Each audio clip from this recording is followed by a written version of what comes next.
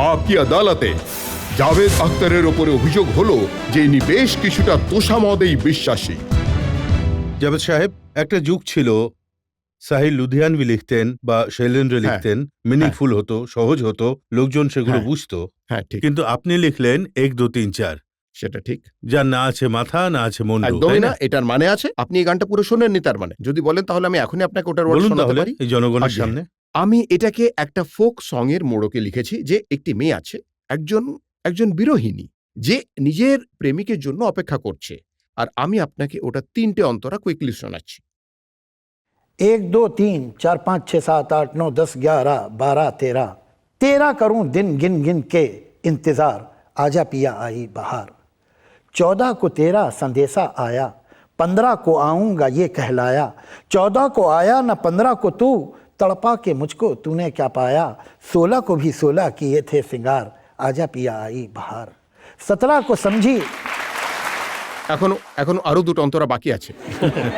17 को समझी संग छूट गया, 18 को दिल टूट गया।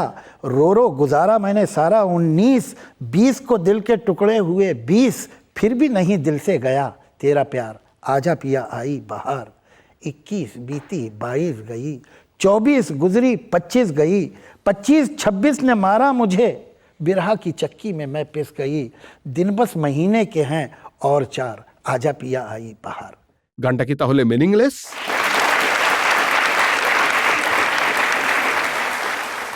এখন আপনার ঝগড়া আমার সাথে নয়, ওদের সাথে। আজকালকার যুগে যেসব গান লেখা হচ্ছে সেগুলোর ব্যাপারে আপনার মনে হয় যে এগুলো তো পপুলারিটির জন্য লেখা হচ্ছে, কিন্তু ওগুলো পপুলার হয় না, এটাই তো আক্ষেপ। সত্যি এটাই যে আমি আমার জীবনে এত বছর ধরে আমি স্ক্রিপ্টও লিখছি, গানও লিখছি, আমি এমন একটাও লাইন লিখিনি যেটাকে আপনি অশ্লীল বলতে পারেন বা কেউ বলতে পারে ভালগার বলতে পারেন।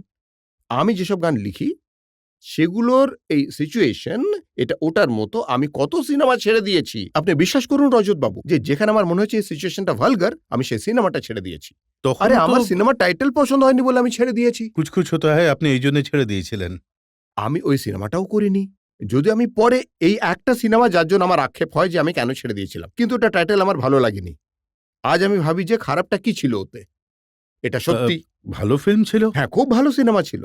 আর এখন আমি ওর সিনেমা করছি, কাল হো না হো আমি করছি, পরের সিনেমাটাও আমি করতে চলেছি। আর একটা ভালো সিনেমা আমার হাত থেকে বেরিয়ে গেছে, কিন্তু ওটার টাইটেল নিয়ে আমার সন্দেহ হয়েছিল যে এসব আবার কি কুচকুচ হতায়, মানে এটা আবার কি, আমি করিনি। তাই আমি এতটাই কেয়ারফুলি কাজ করি। আপনি বিশ্বাস করুন যে অগুন্তে সিনেমা, আমার সেগুলো নিয়ে আক্ষেপ নেই। যদি আক্ষেপ হয় সেটা কুচকুচ হতায় নিয়ে অবশ্যই আছে। ওটা ভালো সিনেমা ছিল, দেখার পর বুঝলাম বাদবাকিগুলো না আমার দক্ষ নেই, সেগুলোর মধ্যে কয়েকটা হিট হয়েছে। কিন্তু আজকালকার যুগে পুরনো গানগুলো নিয়ে যেভাবে ভিডিও বানানো হয় সেগুলোকে আপনার মনে হয় লজ্জাজনক। আমি তো এটা নয় শুধু এখানেই বলছি, আমি টিভিতে আর খবরের কাগজে অনেকবার এটা বলেছি যে এগুলো ব্যান করা উচিত। আর দেখুন, যেরকম তাজমহল, অজন্তা, ইলোরার মতো আমাদের যে ন্যাশনাল হেরিটেজ রয়েছে, সেরকম আমি মনে করি লতা মঙ্গেশকরের গান, মোহাম্মদ রফির গান, এস.ডি. বর্মনের গান, অনিল বিশ্বাসের গানও আমাদের ন্যাশনাল হেরিটেজ, ওগুলোকে প্রোটেক্ট করা উচিত। কাল কেউ যদি এসে বলে আমি অজন্তাতে ফিজিক্যাল লাইট জ্বালাতে চাই, আমি ওখানে ডিস্কো খুলতে চাই তাজমহলে, সেরকমই সেই গানগুলো যেগুলো পুরনো 40s এর 50s এর গান রয়েছে, এগুলোতে এই ধরনের ডিস্টর্শন আর র্যাপ ঢোকাচ্ছে, ঝাঙ্কার বিট ঢোকাচ্ছে, খুবই নোংরা সেই ভিডিওগুলো। মিউজিক কোম্পানিগুলো এসব ব্যান করা উচিত। কে আটকাবে জাভেদ সাহেব? সরকার আইন বানানো উচিত এগুলোর জন্য। কখনো কি ফিল্ম ইন্ডাস্ট্রি একত্র হয়ে এই ব্যাপারটা নিয়ে কন্ডেম করেছে? ফিল্ম ইন্ডাস্ট্রি করুক বা না করুক, আমার মতামত আপনি জিজ্ঞাসা করলেন, আমি বললাম আমার মতামত এটাই। এই মতামত যে আমি 10 বার বলেছি সব জায়গায়, এদের কোনো অধিকার নেই পুরোনো গানগুলোকে নিয়ে এরকম করার। কিন্তু আইন অনুযায়ী তো কপিরাইট অ্যাক্টে অধিকার আছে। যদি থাকে তাহলে সেই লয়ের চেঞ্জ হওয়া উচিত। যদি কারণ এটা বানাতে চায় তাহলে দেখুন, যখন কপিরাইট অ্যাক্ট বানানো হয়েছিল তখন অনেক কিছু জিনিস ছিল না, আর এখন যখন এই নোংরামোগুলো হচ্ছে তখন আইনে বদল আনতে হবে। যেসব লোকেরা এগুলোতে মিউজিক দিয়েছে ওনাদের সাথে আপনার পরিচয় আছে, ওনাদের রিয়াকশন কি? আমার মনে হয় সাধারণত যেসব মিউজিক ফ্র্যাটার্নিটি রয়েছে, সেটা মিউজিক ডিরেক্টররা হোক বা সেটা রাইটাররা হোক, ওনারা এটা পছন্দ করেন না।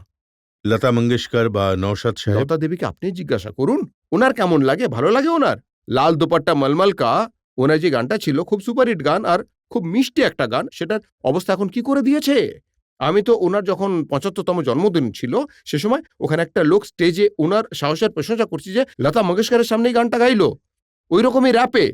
তারপর যখন আমি স্টেজে গেলাম আমি বললাম যে লতা দেবী আমি দুটো জিনিসের জন্য অভিনন্দন জানাতে চাই। প্রথমত ওনার যে ৭৫তম জন্মদিন হচ্ছে সেটার অভিনন্দন, আর দ্বিতীয়ত অভিনন্দন এটার জন্য দিচ্ছি যে যখন আপনি এই গানটা গেয়েছিলেন মেরা লাল দুপাট্টা মলমল কা, তখন আপনিও স্বপ্নে ভাবেননি যে দুপাট্টাকে একদিন আপনি এই রঙে দেখবেন। আপনার শায়রিতে একটা ফ্রেশনেস আছে, একটা ইনোসেন্স আছে, একটা বাচ্চার মতো নিষ্পাপ।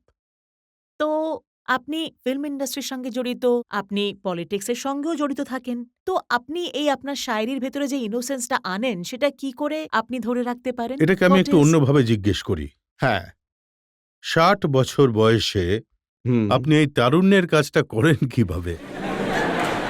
দেখুন এটার সোজা উত্তর এটাই যে কবিতার সাথে চুল সাদা হওয়ার কোনো সম্পর্ক নেই, মন কালো হওয়ার সাথে রয়েছে। যদি মনটা কালো আছে ততদিন মানুষ কবিতা লিখতে পারে।